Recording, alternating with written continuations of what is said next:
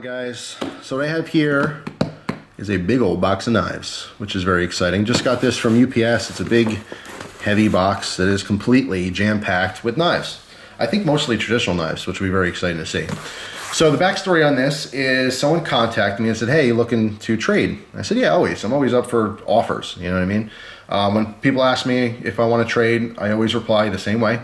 I said, yeah, sure, it just depends on what you got and what you want. You know, if I have something you want and you have something I want, we'll work it out. And he said that he bought an entire collection of knives. So I'm like, okay, well, you know, what's in there? And he said, well, it might be easier if I send it to you to see.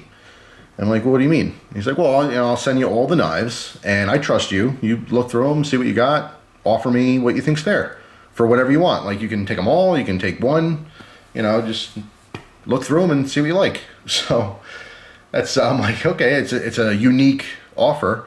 It's not something I would normally accept just because it's a lot of responsibility. I mean, thank you. I appreciate the trust. I am trustworthy, but you know, it's just a lot. It's a lot to go through. It's a lot for shipping, all that kind of stuff. So normally I would just say like, oh, well, you know, why don't you send me some pictures? But in this case, I said, all right, fine. Okay, I'll look through it. I thought it was a unique opportunity for a video as well. So that's what we're doing right now. We're opening this big old box. It's an entire knife collection, and we're going to see what's there. And I'm not going to tell you right now what I'm going to be interested in and what I'm going to be offering for trade, but when this deal is completely done, I will let you know what I took and what I send for it. All right, so stay tuned for that. So today's EDC is that Stat Gear knife. Let's bust into this and see what we got. We gotta get that cutting action on camera, right? I'm gonna go slow here. Actually, let's cut the side open first because I believe these knives are in their packaging. So I do not want to cut any of the boxes. It's all the original boxes, I believe, for the knives. So I want to be extra careful in opening it. All right, whole box full of knives. All right, so let me see if this note is okay for the video here. All right, so I'm trying to unwrap this without cutting it, and I cut my finger. I never cut my finger on my knives. I was cut on random stuff. In this case, I cut my finger on tape. Okay, so I'm back. So we have very, very interesting items. Look at this.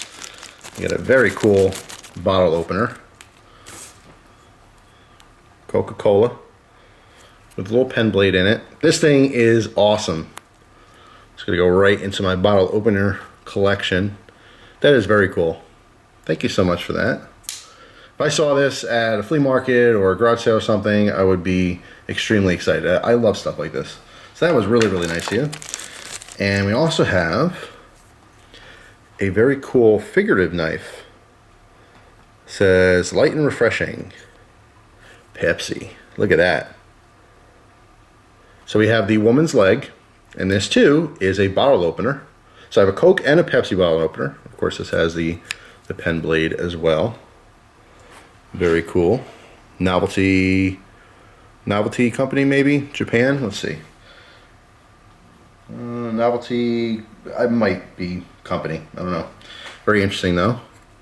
The top is, I can't tell if that's, oh no. I thought it was actually sharpened, but no, it's just ground down. That is really neat though. Cool Pepsi knife from Japan.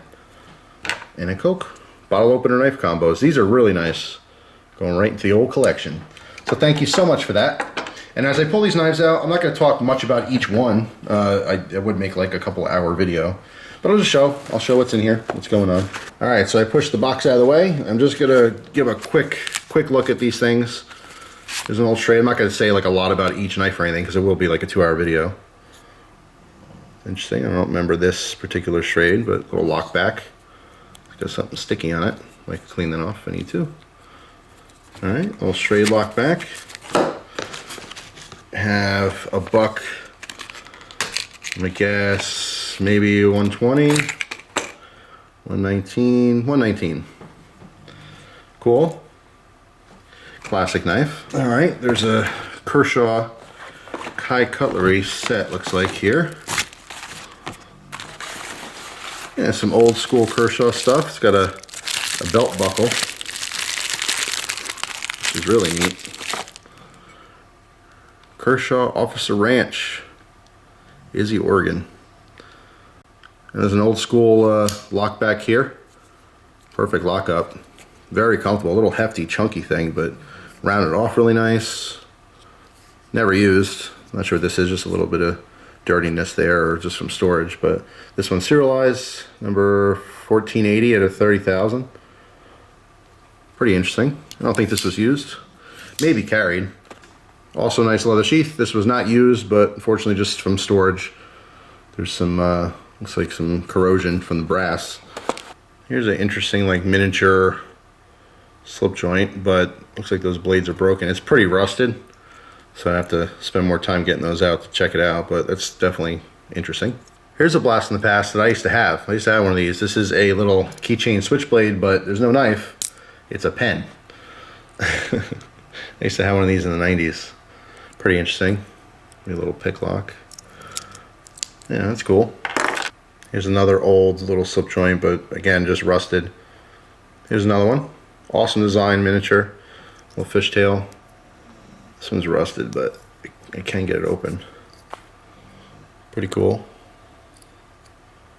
Interesting. Another little miniature. This one looks like it can be a little necklace or a keychain. I actually think I had the same one at some point. There are markings on it. USA. Cool. Here's another mini that I used to have. Different design. This one has a potted flower. Pretty cool though. Little mini keychain knives. Interesting. Here's an interesting one. It's got some mother of pearl. I'm not sure if it's genuine or faux, but this one's supposed to look like a little animal claw or tooth. So here's the blade. Interesting design. You can see it's called the Bear Claw by Parker Cutco from Japan. And a sheath for one of those. Here's another little mini.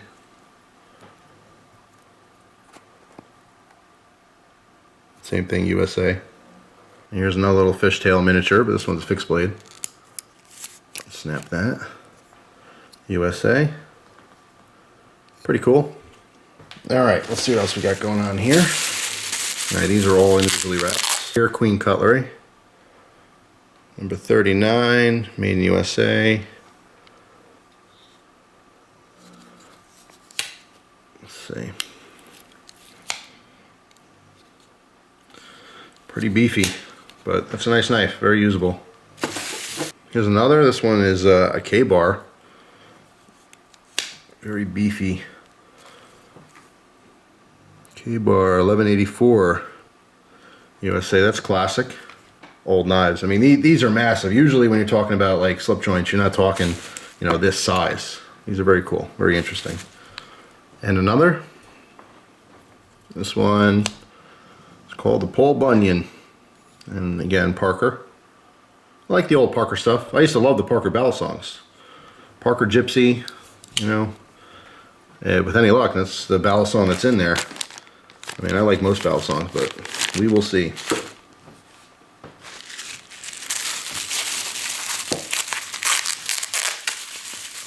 Ah, here's the ballad song. Old brass, thick handles. Look at that thing. If I had to guess, I'm going to say Manila folder from Taylor. Alright, I'm definitely into this, so we'll see what I can offer for this guy. I had this knife. I had this knife in brass. I had this with the stainless handles and a few of the old Taylor Seto ballad songs. So just classic, like, you know, 90s style ballad song, late 80s, you know, all throughout the 90s. These things were pretty prevalent. But yeah, total blast in the past. And this is a Manila style folder. So if you notice, the safe handle has that latch on there. All right, we got a Queen fixed blade. Number 73, made in USA, Queen Cutlery. Very lightweight, very usable little hunting knife. All right, another looks like maybe a Skinner. This one, let's see, Camless. USA, a 1011. One Camless knife. Pretty interesting. Alright, here's another Queen. Looks like maybe, yeah, the big brother to that first one. sure I don't damage that strap there. Pull that through a little. Yep, bigger version. I like that upswept blade. Very nice, very, very lightweight. And it looks like maybe a synthetic. It's just super light. I don't know if that's genuine bone or not, but really interesting. Wow, and another. So let's see here.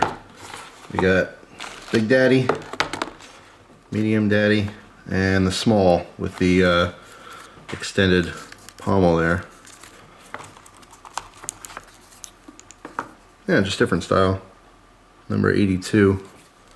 That's interesting. A little tight for my fingers, but if you had very similar hands but slightly smaller than mine, that would hug the fingers very well. Super, super lightweight though. It's what really stands out is how light these things are, and they are sharp. Alright, so we got some commemorative sets here. Camless Cutlery, 1876 to 1976. Oh, 1976. Very interesting. Camless. Oh, Uncle Henry. Similar box, I thought it was the same thing. But I guess in the 70s everything looked like that, right? Everything's wood grain. Wow, very interesting. Schrade. This is the old school Schrade stuff right there. Got a little bail on the back. Schrade Custom Quality Knives, LB1, USA. Pretty cool. Hone steel, lazy man's way to sharpen. Look for the cub, LB1 actual size. Let's see. Is it the actual size? Yeah, pretty much. That's the actual size. How about that? Pretty cool. This one's never been used or carried or anything like that. Just a little collectible. It's an old buck box. I don't think I've ever seen buck knives in this style box. Liberty commemorative. A lot of paperwork going on here. A word from the chairman of the board of Buck Knives, Al Buck. Look at that. You can pause there. Maybe read that. Oh, really cool. That's interesting. Statue of Liberty, and it has someone's name on it. Keep the torch lit. Interesting. Huh. Alright, back to a fixed blade here. See, there's a little sharpening stone on the front.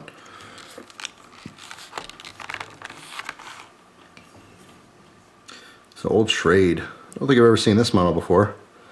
USA 153 UH. Oh man, I'll tell you what, those finger grooves, they work. It kind of melts in the hand, very comfortable. Very classic, just like skinny knife design. I mean, your grandfather, great-grandfather, depending on where you watch this, great-grandfather, or how old you are. These are the knives that people had on their side. They went out hunting and this is what they had. You know, you lived out in the country or something, you had one of these, you know, or something very similar as far as the design here. It's just so commonplace. Another buck, fixed blade.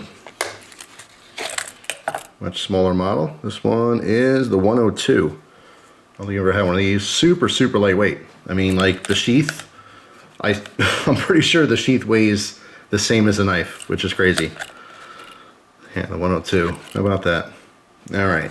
Silver Sword. Silver Sword. Is that a brand? I have no idea. Oh, Camless. The Camless Silver Sword. Interesting. Silver Sword. All right. Does this pop up? Oh, that's the sheath. That's the sheath for it. Let's see. The Camless Silver Sword. It's all over the place on the blade there. It's on the bottom. And it's just a very, very simple all metal little folding knife. Classic design. That's so funny. I never heard of that before. The Silver Sword. Very proud of it though. Alright, Colt Revolver. This brings me back, these old Colt boxes, because I had a bunch of Colt knives back in the 90s. Colt Revolver. 3 ways to open. Oh, this seems interesting. I think this might be one that I want to try. Look at that. 3-way, alright, should I just try to figure this out myself? Oh, I don't have the right grip, I got the right idea. That's interesting. First production run, one of 1,200. 1996. So totally 90s. CT14. Very lightweight, lock back. You can actually choke up a little bit. Still sharp, never used or anything. That's interesting. So see, lock back here. I don't know if you can. It's both sides. I mean, see if I can get that one clean swoop. Just like the flipper before the flipper. And you can definitely open it that way. Let's see the other two ways. Alright, this is interesting. Colt Revolver. Rotate wheel until it opens. Oh, they're showing it like this. Kind of going around.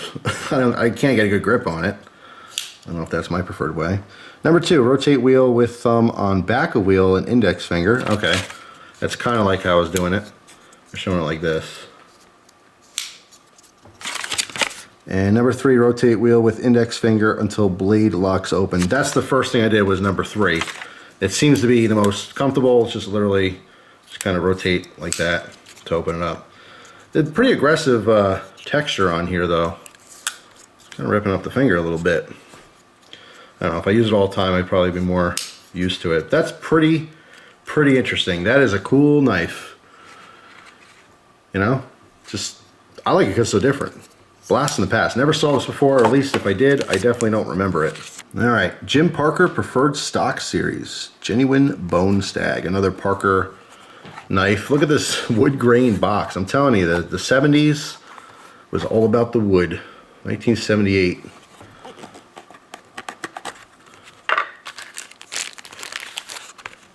Parker Frost Preferred Stock Series. Interesting. All right, you can pause there and read it if you want. Late 70s. Parker Frost. This one's never been used. Yeah, pretty cool. Looks like maybe a liner lock built into it. It definitely locked up. Little Bandit. It's interesting. Little raccoon on there. Yeah. It's a liner lock. How about that? Alright, here's another Stockman. This one, the Rawhide series, number 4215, 440 stainless. Another Queen model. Pretty cool, pretty cool. And I'm assuming the spade blade, yep. Interesting, nice old knife. Old Remington, made in the USA. Remington trademark. Remington Collector's Edition registration certificate. Oh man, I like what I see already. The Mariner bullet knife. Congratulations, your decision to purchase this limited edition R1615T Mariner knife places you among a discerning group. And you can read the rest of that. I'll scroll up, so if you want. Rockwell 56 to 59. Interesting. 19. Okay, well, you can read it. It's gonna be a long video, but there you go. Remington. All right, so here's the knife. Now, let me tell you a couple reasons why I like this a lot. Number 1, Texas toothpick. Even though it's not a small toothpick, huge fan. Okay. Number 2, obviously the bullet is pretty cool because I like gun stuff. But the most exciting thing about this knife to me is the tortoise shell scales. Now, because of its age, I do not know if this is genuine tortoise or not, or if it's celluloid, because obviously at some point it's illegal to use, you know, tortoise. But I always wanted genuine tortoise shell, and I'm not sure. I mean, it feels like it's synthetic, but it's just a cool look anyway. I mean, it's a huge comeback, by the way. If you notice, like, you know, a lot of new glasses, you know, reading glasses or seeing glasses, whatever. It's like a big thing now to bring back that, you know, fake tortoise shell look. So pretty interesting. But I always wanted a knife with genuine tortoise shell on it. All right, another K-bar. Oh, very cool. There's the Marlin spike on here. K-bar rigging knife. A little crack in the scale. But yeah, pretty interesting. Nice. I don't think I've ever seen a K-bar version of this style. I've had quite a few of these knives before, but never a K-bar. So yeah, very nice. I have a whole video on this style, but pretty interesting. And in this case, it does lock completely. The Mariner spike here, pretty cool. The ones I've used, you push the blade down to unlock this spike, because once it's open, it does lock up. But in this particular case, it is the bail here you pull down on to unlock it. So it's pretty neat. Very cool old K-bar.